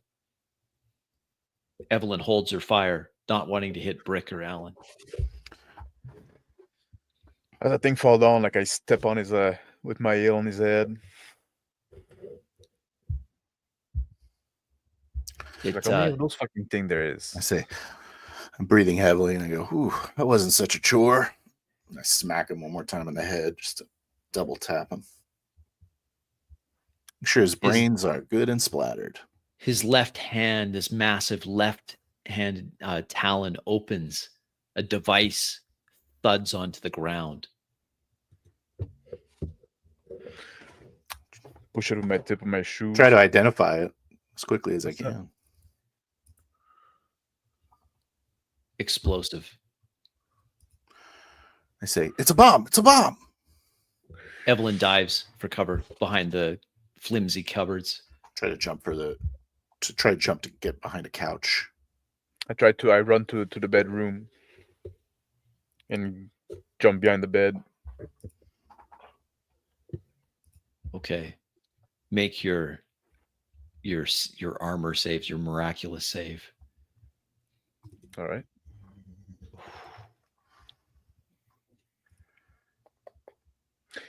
I'll make that a 6. The explosion blows out the remaining windows I'm sorry. Let me hero die. Yeah. Okay. I'll keep that. The explosion, concussive blast, it blows out all of the windows on the entire floor. Evelyn has just a fraction of a second before the blast obliterates the cupboard that she was hiding behind, sending splinters of wood straight through her body. Brick is plastered against the wall as the explosion flattens him against the wall, banged up. Even in the bedroom, the interior walls are not enough for the explosion. But other than the ringing in his ears, Alan is unharmed. Evelyn has 2 strikes. Brick has 2 strikes. With the raining in my head, I just push back the mattress that I use as cover, and I go back to the room. I say, "Brick, Evelyn, you all right?" Evelyn groans from the floor. I'm hit. I have I say, "I don't know if I'm doing too good." And there's a splintered piece of a table sticking through my chest. And I say, "Alan." I run to Brick. Shut my eyes. I lean over my to last him. breath. So don't you fucking die on me, man. Brick! Brick! I shake him. Come on, man. Just like, don't fucking die on me. For fuck's sake. Brick! And I think we'll cut it right there. If that's okay with you, Max. We'll get Phil back in here. Phil, did you just die on us? I had a strike from You already had a strike from already? last session, from the last fight. Jeez. You killed me. Brick is dead, folks. You had a strike from before. Right. Yeah. Oh, wow. And Evelyn's hurt. Yeah. What does this mean? Well, that'll be interesting. What'd you think of that, guys? That was pretty awesome. Yeah, I really like that session. I really like that session too. Obviously, I liked it because I died. Yeah, I like sessions where my characters die too. No, I didn't like that. Yeah, that's well, right. it's Alan's like, bad. no, don't leave me. The 8th session character just gone in a moment. Oh man. Oof. And now, like, I kind of needed you, man. Just like, Yeah. So getting what this, are you thinking? What are you thinking of for a replacement there, Brick? For a replacement Well, for can I have a second to mourn the loss? Yes, you can. A second to mourn Brick. Tell us what you liked about that character. Okay. I really liked how I started having a character arc with him where he was turning from. So the whole point of Brick is that he is just a blue collar, by the book guy who decided he wanted to prove his wife wrong and that he could be spontaneous and live for adventure and make a bunch of money. Mm-hmm. And so he was always like really cautious person up until he went on this adventure with Alan. He was just kind of slowly becoming more and more risky is what I was trying to do. Mm-hmm. And so I like that because now he's trying to fight this like terrorist group that he ends up paying for with his life. You know what I mean? I think that's he just went too far, overextended himself. Yeah. He didn't respect the dangers of this universe. You know what I mean? Right. And so I think that's a cool way to kind of amplify that aspect of this story. So I think it's a great death, actually. That is cool, though. You get a coffee table through the chest. Oh yeah, that's pretty cool. But I actually do have a pretty good idea for a guy. I was thinking like right on, someone that would be kind of shift how we make money and like maybe like a contacts guy. You know what I mean? Like okay, a guy that knows someone and maybe can kind of put Alan to work a little bit with his thieving skills. You know what I mean? Right. Yeah. But I don't know how that's going to manifest, but something like that maybe. Because we always go places and we don't know anybody. I want to be going places and I know somebody. Yeah. It's a good way to co-create as well. How about you, Max? There were some. How are you liking Alan now? We're into 8 sessions deep. That's a little more than normal for us. How is that? How is the character working out for you? Are you sad about your bro? Yeah, I'm sad about my bro. Yeah, losing my brother like that. Yeah, the guy I got raised with. I'm devastated. Your womb. You get it? What did the guy call you? I can't remember. Womb brother. The womb brother. Yeah, I'm devastated by it. You will be. Yes, for sure. I don't know. How will Alan respond to that? We just had a doctor, right? Well, now like I'm gonna obviously like try to get in contact with his doctor that we just met, right? Yeah. Maybe there's hope, right? Maybe it's not like I don't know. I'm not ready to let you go yet. Yeah, that makes sense. So I was thinking about it. Should my character be dead? Probably. I think you're supposed to. Yeah. I think you have to get a good meal and a night's sleep to get rid of this. A strike? Yeah, I think so. Wow. We didn't sleep, but we had a bowl of rice. We didn't sleep. Yeah, we had a bowl of rice. We didn't sleep since the last. It's in the last session. You got the That's in the fight with true. the shark. It's true. Fight with the shark. In the fight, not with the shark, but the anglerfish. The anglerfish. Yeah. It's true, and we didn't sleep. Yeah, that's right. So you're not ill. Yeah, that's true. But I did get seen by a doctor. You did, and the doctor was like, "Oh, well, it's not infected, and it doesn't He was look like like, you're walk it poisoned." off, Yeah. bitch. I'm in my Yeah, pajamas. it's just a which is flesh true. wound. Yeah. Which is have a good night's sleep and have a good meal. Yeah. That's exactly not eating rice on the go and then deciding, no, we're going to go check this out right now. Yeah. Oh, yeah. Maybe next time we'll make sure we're well fed and rested. Oh, by the way, Crispy, I did take a strike as well because yeah, like I can dodge one melee strike per round, right? Oh, okay. Except the 6. Except the 6. So that was a strike. Okay. Yeah. Because when you roll a 6, it is a crit. It's just that it's not confirming a crit. It just gives you a chance to get an additional damage. Right. It is a crit, and then if you roll a 6, it's an additional strike. But I'm okay also, like, I think that's the rule. Taking a strike can also be abstract that, you just like run out of luck, right, at some point, right? Yes. Just, like, it doesn't necessarily need to be each like a literal injury. So I still mark that as a strike. Yep, that makes sense. I wasn't sure because I know that your guy can negate one strike. Yeah, around, like I realized like you probably weren't clear about the rule, but I can enforce that rules myself, right? Yes, of course. Yeah, of course.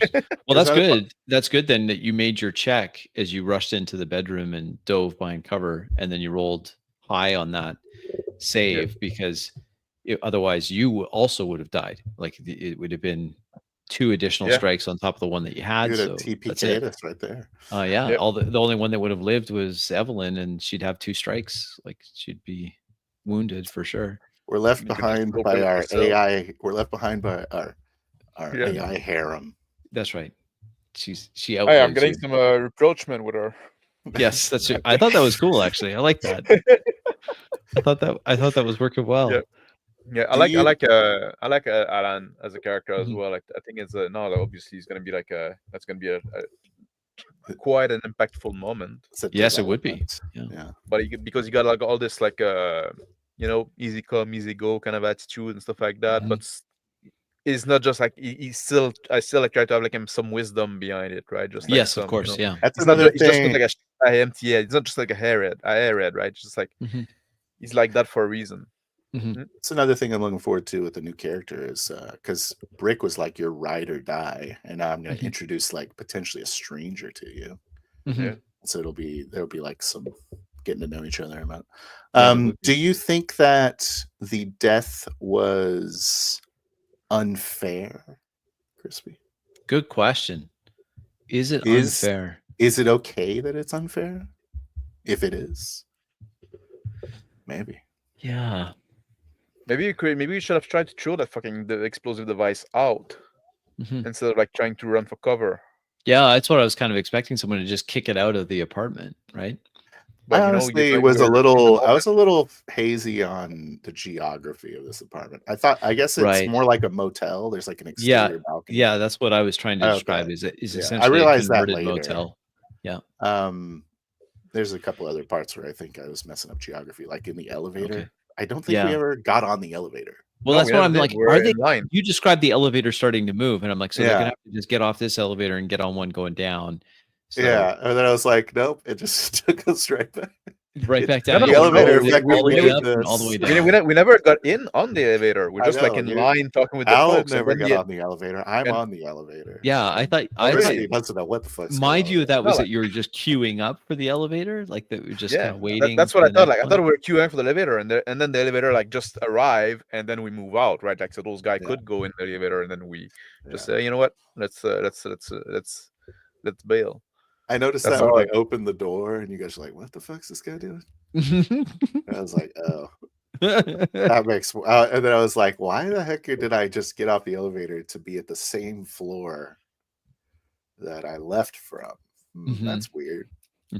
Anyways, what did you think of the twist? If you said that you went on the elevator, I missed it. I'm sorry.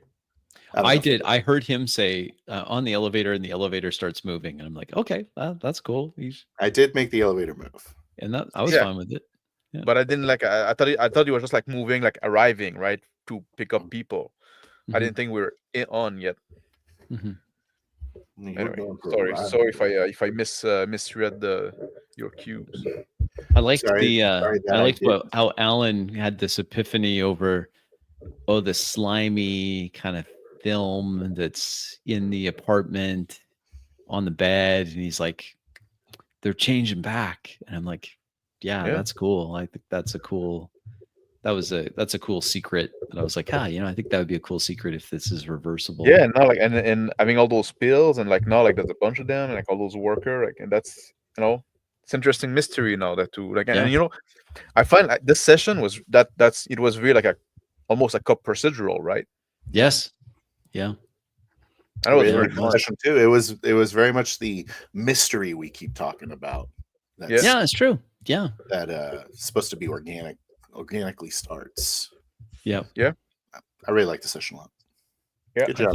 And also like it was like, whatever, like it was a very different tone from what we've done before as well. It was. Yeah. So it keep things fresh as well, right? Just like not much slower pace in the love time, right? A lot of conversation, but gathering information, stuff like that, trying to make contact, trying to I liked how there was as there was conversation between you, there was still movement. Like we're talking about things as you're moving back to the nightclub area. You're talking as you're going with Hendrik towards the apartment building. I was trying to keep my anchoring in the conversation. Yeah, I think it helps a lot. It just avoids that talking head. And I think that it added. There was one scene that I really liked, and I don't know. I think it was kind of a mess, but I liked it.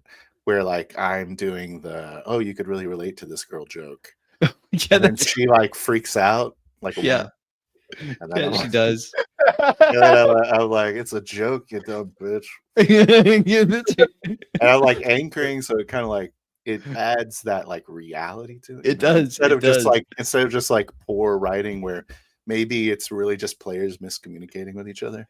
It ends up being like a kind of an interesting social scene. I thought that was an interesting social encounter. Yeah, it was like I really like it when I went to the food vendor, right? And you just like say like, oh, anything that's not seafood. Who said that? Is that you or Evelyn? That was Evelyn. That was Evelyn. She's like, I don't want any seafood. Because I thought the same thing, right? I was just like, but then like so. Oh, everyone, because after she said that, you were like, I agree. I'm like, me too. Like it was just one of those shared moments we had a lot. But I think also that's also like cool. that expressed like some kind of feeling that those characters had, right, from the like kind of the trauma in a sense that they just went through, right? And like, I don't want to see anything. Yeah, because Evelyn didn't experience the dead fish like we did, so she's like, I don't even want fish. We're like, yeah, I hear you. So it's good. How do you think? I thought that the NPC interaction was enough. Like we were trying to hit that sweet spot where it's not too much. I've got a little bit of a challenge with having the boss and his minions, so I don't want to have too much NPC to NPC going on. But how do you feel that worked out? What was the first? I'd say the first 20 minutes of the game, where we had multiple NPCs. The parts that I would, I guess, critique would be the doctor. Yeah. He came in and I was like, oh, let's go out in the room. And like, you kind of were like, this is what the doctor's doing. This is what the doctor's doing. I was like, we just walked out of there. I just shut the door. Shut the door. Don't care. Yeah. I don't. Good point. We don't know what the hell's going on in there. And it doesn't even matter, really. It doesn't matter. So that would have been my one critique, because me and Alan are trying to have a conversation, and then so just let that happen. Like, this could be that's happening off. It's off. Yeah, exactly. Like in the background, we're not like That was the only place I felt like was a bit forced as well. Yeah, was that doctor? Yeah. The rest of that with Henrik, that wasn't well, right? Henrik was awesome because he was like I could tell he had a personality, and he was just chiming in once in a while. I especially liked it when he chimed in like an idiot. Yeah, and like and I was like, "There's a fucking." I thought that was great. Like, feels like these guys aren't the brightest. They're not sending the best out. And because you said that when he went back to the nightclub, Yeah. I wanted Evelyn to show that she was kind of uneasy about all these like trigger happy, hopped up Morons, on yeah. drugs. Like we're gonna go have a gunfight somewhere, and she's off to the side, like I don't know, somebody's I'm gonna do fixing an to go to jail accidental for this shit. discharge, and yeah. That's all because you're like Yeah. not very bright. Like, yeah, these aren't true high speed guys. Like these aren't some spec ops. No, they're not. Yeah, and I like also like Evelyn's interaction. She didn't too much room, but she was Mhm. present, right? She still felt like she was there, like she didn't like fade in the background and then reappear when she's needed, right? Mhm, mhm. She was still like involved in the, not taking charge, but still there, like that we can use her. Yeah. I agree. Evelyn was Yeah. really good in this session too. Well, thank Great you job. everyone that was watching. Watch this live. We had a few people watch live. Appreciate that. Those that'll catch it on the replay, thank you very much. Thank you as always to our players. I neglected to introduce the two of you. Check out this hot merch. And look at the merch. Proactive player. Yes, there it is. You too can have this. I mean, hopefully you are a proactive player like Phil, but until then you can be the poser that just bought the shirt. We appreciate that too. Just like me. Just like us. Exactly. Great Christmas gifts. There you go. Proactive player. And do you have the other one still? Oh, yeah, I did. Yeah, there's another one here. So not to be forgotten. There's another shirt. Check this out. Reactive GM. Fantastic. Look at the printing on the sleeve. Oh, Love this printing on the sleeve.